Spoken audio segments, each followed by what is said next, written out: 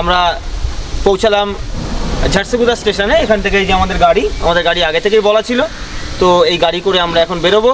আমরা ঝারসুগুদার কয়েকটা site scene করবো, সেই সাইট সিনগুলো করে আমরা সোজা পৌঁছে যাব মাইনপাতের উদ্দেশ্যে। তো আমাদের সঙ্গে থাকুন, দেখতে থাকুন আমাদের টিএস ট্রাভেল দুনিয়া।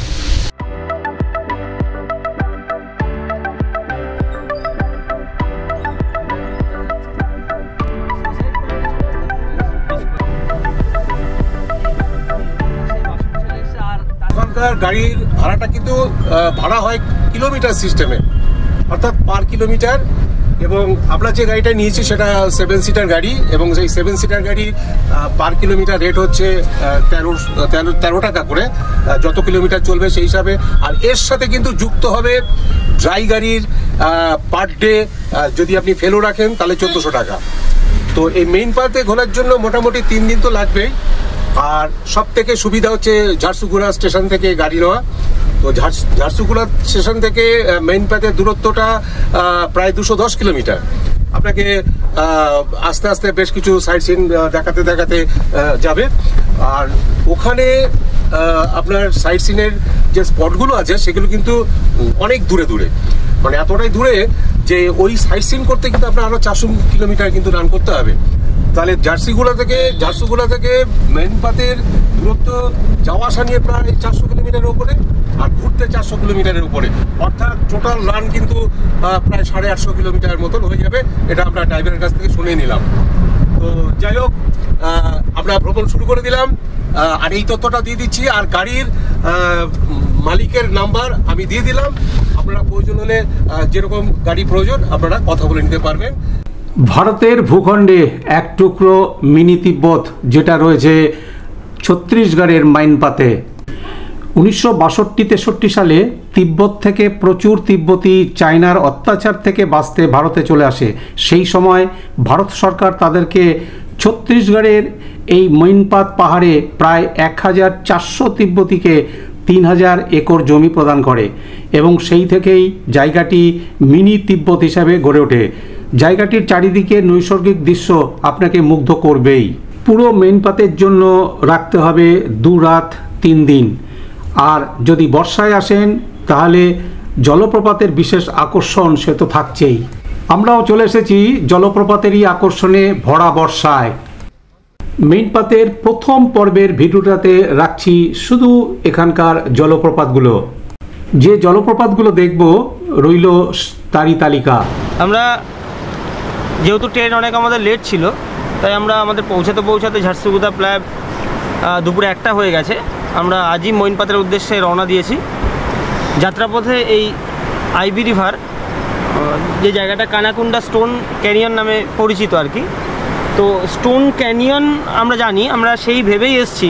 কিন্তু বর্ষাকালে এখন এতটাই পরিমাণে জল যে সে স্টোন ক্যানিয়নের ওপর দিয়ে জল যাচ্ছে, অর্থাৎ যেটা পাথরের ভেতর দিয়ে জলটা যাওয়ার কথা বছরের অন্যান্য সময় এলে যে জলটা পাথরের ভেতর দিয়ে যায়, অর্থাৎ ক্যানিয়ন হিসেবে আমরা এটাকে চিনি। তো আজ কিন্তু আমরা দেখতে পাচ্ছি পুরোটাই উল্টো, পুরো পাথরের ওপর দিয়ে অর্থাৎ ক্যানিয়নের ওপর দিয়ে জল যাচ্ছে। এখন প্রচণ্ড জল, প্রচণ্ড বৃষ্টি হচ্ছে।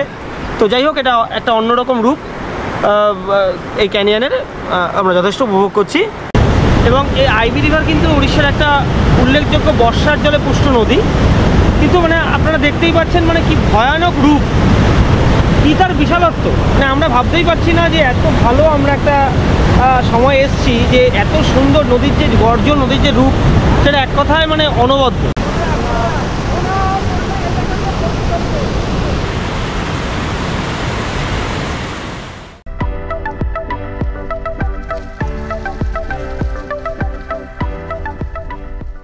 আমরা মৈনপাতের আরও একটি জলপ্রপাতের কাছে এসেছি।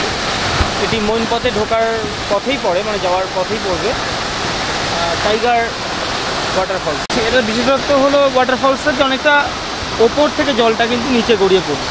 আমরা এর আগে যে জলপ্রপাতগুলো দেখেছিলাম সেগুলো অনেকটা ধাপে ধাপে ধাপে নামছিল, কিন্তু এটা অনেকটা উঁচু থেকে জলটা নিচে নেমে নামছে। তো যাই হোক, আপনাদের ভালো লাগবে। এটা টাইগার পয়েন্ট জলপ্রপাত, আর এই গর্জনটা বাঘের গর্জনের সাথেই তুলনা করা হয়, তার জন্যই এই ফলসের নাম হচ্ছে টাইগার পয়েন্ট ওয়াটারফলস। কতটা ওপর থেকে পড়ছে দেখুন, আর সেই রকম আওয়াজ।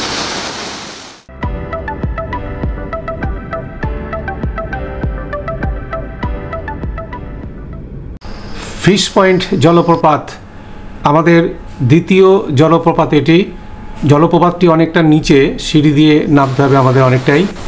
এই হচ্ছে ফিশ পয়েন্ট জলপ্রপাতের উপরের অংশ, আর এখান থেকেই আরেকটা ধাপ হয়ে নিচে আসতে পড়েছে এই ফিশ পয়েন্ট জলপ্রপাত। চারিপাশটাই দেখছি একদম ঘন জঙ্গল, বড় বড় গাছপালা, আর ঠিক তার মাঝখান দিয়েই নেমে এসেছে এই ফিশ পয়েন্ট জলপ্রপাত।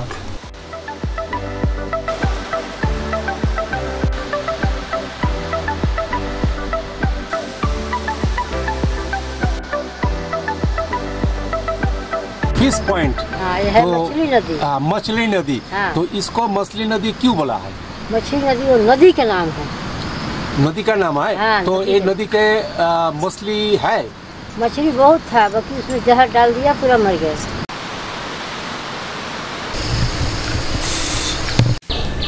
মেইনপাতের আরও একটি জলপ্রপাত ঘাগি জলপ্রপাত, আর এই জলপ্রপাতে যাওয়ার জন্য পুরো 4 কিলোমিটার রাস্তা আপনাকে হেঁটে আসতে হবে, কেননা মেন রাস্তা থেকে এই যে 4 কিলোমিটারের মেঠো পথ, সেই মেঠো পথের বিভিন্ন জায়গায় যেমন ধস আছে তেমনি কাদা, যেহেতু বর্ষাকাল তাই এই রাস্তা দিকে কিন্তু কোনো গাড়ি যাবে না।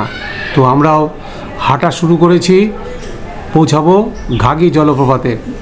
এই রাস্তাটা দেখে বোঝাই যাচ্ছে যে এখান থেকে গাড়ি যাওয়ার উপযুক্ত নয়। এখান থেকে গাড়ি যাবি বা কী করে, একদম পুরো ভাঙা চোরা, তারপরে কাদা, আমাদের যেতে ভয় লাগছে। এই যে পুরো ধস নেমে গেছে বর্ষায়, রাস্তা নেই বললে চলে, একটুখানি সাইড দিয়ে আমরা যাচ্ছি।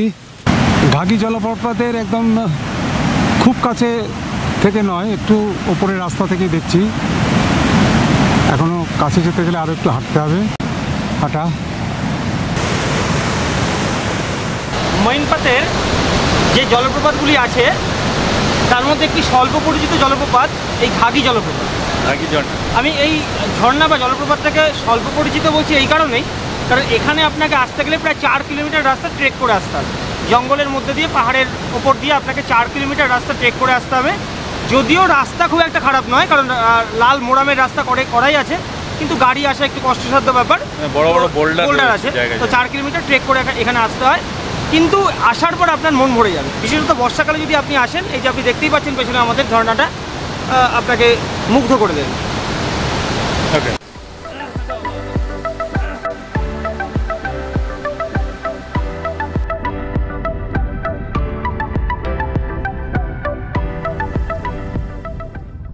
আমাদের আজকের লাস্ট জলপ্রপাত সুগার বাগিচা জলপ্রপাত। আমাদের মঈনপাতের ভ্রমণের লাস্ট স্পট আমরা বলতে পারি, কারণ বিকেল হয়ে গেছে। এই জলপ্রপাতটির নাম সুগার জলপ্রপাত, রাজপুরি জলপ্রপাতও বলা হয় এটা। খুবই সুন্দর, আমরা দেখতে পাচ্ছি অনেকটা অল্প কিছু জলটা নিচে নামছে, প্রায় 50% জলটা নিচে পড়ছে। তো আর বর্ষাকাল বুঝতেই পারছি জলপ্রপাতের রেঞ্জ বা জলপ্রপাতের যে ব্যাপ্তি অনেক বেশি, তো আপনাদেরও খুব ভালো লাগবে বর্ষাকালে এই জলপ্রপাত।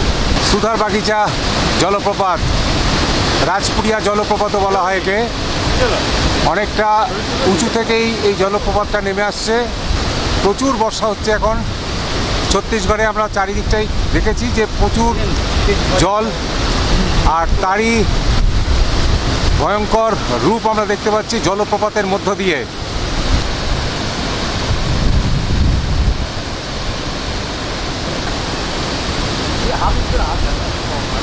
ভরা বর্ষায় মাইনপাতের জলপ্রপাতগুলো দেখে সত্যি আমরা খুব খুশি। এখান থেকে আমরা চলে যাব মেইনপাতের কার্মা হাউস অ্যান্ড রেস্টুরেন্টে, যেখানে আমাদের বুকিং আছে। চলে এলাম আমরা মেইনপাতের কার্মা হাউস অ্যান্ড রেস্টুরেন্টে।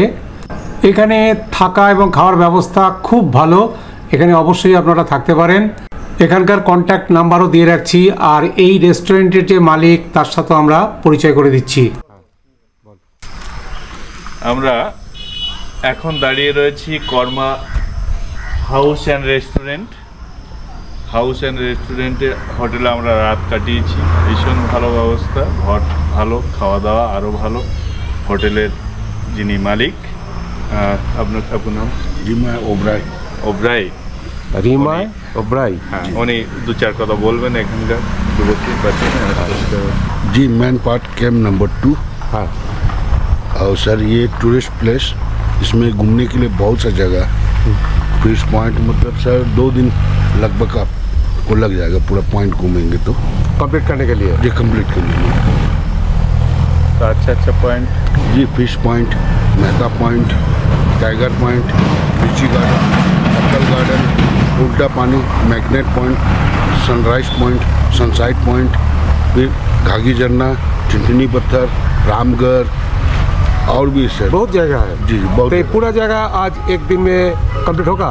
नहीं होगा सर, तो आज नहीं होगा। 3 दिन कल लगेगा। आपको जाते जाते जैसे कल अच्छा, रात को अच्छा। ट्रेन होगा तो आज- दिन भर आपको मौका मिलेगा। हाँ। तो दिन भर घूमते हुए बाकी जो है वो देखते कल- हुए कल होगा। हाँ रेलवे स्टेशन निकल तो जाएगा। इसीलिए ये पूरा घुमाने के लिए 3 दिन चाहिए। 2 दिन 2 दिन दो दिन पूरा 2 तीसरा दिन। दिन जो है आपका ट्रेन जो है रात को होगा। हाँ, हाँ। तो दिन भर मौका मिल जाता है, मतलब 3 दिन में आपका पूरा कंप्लीट हो जाएगा मतलब तो टोटल। आपका जो रेस्टोरेंट है ये कितना दिन हुआ?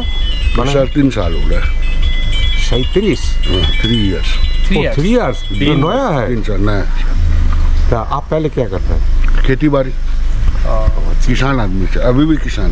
अच्छा, अच्छा। जी 130-140 एकड़ में खेती बाड़ी करता हूँ। आपका 130-40 एकड़ जमीन आपका खुद का? खुद का नहीं है, लीज में है। मेरा अच्छा। 15 एकड़ है बस, अच्छा अच्छा बाकी लीज में। अच्छा, जो अरे एक रात बात को बोलिए। हम खाना खाया चावल ये आपका- तो घर का हम खुद उगाते हैं। ये आपका जो कम्युनिटी तिब्बतिया जी, जी। तो एक कितना फैमिली इधर? 7 कैंप है सर। 7 camp total.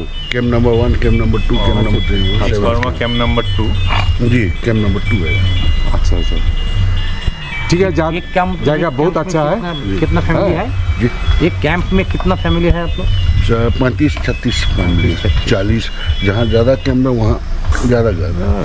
तो 1962-63 साल में आप आया जी, है जी, जी, तो 62 उसके बाद में कोई आया है? नहीं उसके बाद तो नहीं है अच्छा अच्छा ओके थैंक यू। सर। আমার পরবর্তী ভিডিওতে থাকবে মাইনপাতের যে বাকি দর্শনীয় স্থানগুলো সেগুলোকে নিয়ে। তাহলে আবার দেখা হচ্ছে আপনাদের সাথে পরবর্তী ভিডিওতে। নমস্কার।